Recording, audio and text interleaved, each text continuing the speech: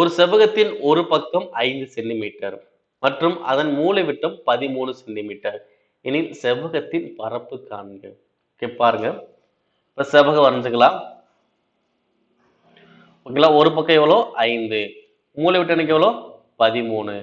அப்புறம் என்ன கேட்குறாங்க, செவ்வகத்தின் பரப்பு கேட்குறாங்க. செவ்வகத்தின் பரப்பு என்னது, நீளம் இன்ட்டு அகலம். ஓகேவா, அதாவது இரண்டு பக்கங்களை பெருக்கணும். ஓகே, ஒரு பக்கம் 5, இன்னொரு பக்கம் எனக்கு தெரியாது. ஓகேவா, அப்ப நீள மதிப்பு எனக்கு தெரியாது, அகல மதிப்பு எவ்வளோ 5.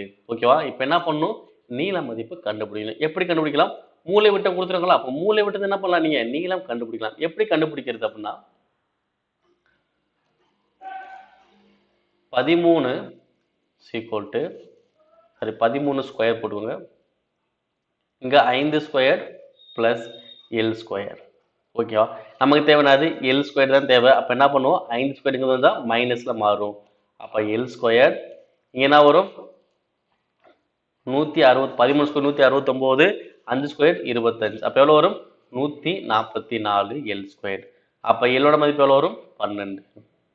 ஓகேங்களா, ஸோ ஃபார்முலா வந்து பார்த்தீங்கன்னா மூலை விட்டம் அப்படின்னு ஃபார்முலா இருக்கும்.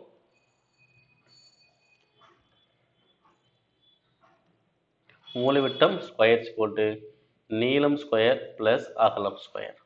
ஓகேவா, அப்போ மூலை விட்ட ஸ்கொயர் தான் ஃபர்ஸ்ட் கிடைக்கும், அதை ஸ்கொயர் பண்ணோம்னா மூலை விட்டம் கிடைச்சிடும். ஸோ அந்த கான்செப்ட் தான் கான்செப்ட் பண்ணியிருக்கோம். ஓகேங்களா, இப்போ நீள மதிப்பு எவ்வளோ 12, இப்போ தெரிஞ்சு வச்சு. அப்போ நீளம் எவ்வளோ 12, அகலம் எவ்வளோ 5. அப்போ ஆன்சர் எவ்வளோ, 12 5 பேருக்குன்னா 60. ஆன்சர் 60 சதுர சென்டிமீட்டர்னா 60 சென்டிமீட்டர் ஸ்கொயர். Option C. ஓகேங்களா, ஸோ மூலை விட்டத்திலிருந்து நீளம் எப்படி கண்டுபிடிக்கணும் பாருங்க, ஒண்ணுமே கிடையாது.